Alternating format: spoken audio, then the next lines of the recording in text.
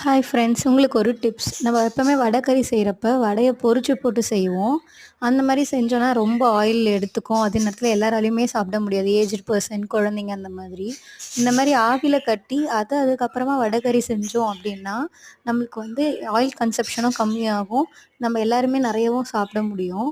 திகட்டவும் திகட்டாது. இந்த மாதிரி டிப்ஸை நீங்கள் ஃபாலோ பண்ணி பாருங்கள். நம்ம நார்மல் இட்லி பேனில் இந்த மாதிரி தட்டு இருக்கும்ல, அதில் இந்த மாதிரி நம்ம ரவுண்ட் ரவுண்டாக தட்டி நல்லா ஆவி வச்சுட்டு அதுக்கப்புறமா எடுத்து நம்ம வடைக்கறி செய்கிறதுல மிக்ஸ் பண்ணி செஞ்சோம் அப்படின்னா நல்லாயிருக்கும். இந்த டிப்ஸ் பிடிச்சிருந்தா லைக் பண்ணுங்கள், கமெண்ட் பண்ணுங்கள். ஃபுல் ரெசிபி சீக்கிரமாக நான் அப்லோட் பண்ணுறேன். தேங்க்யூ.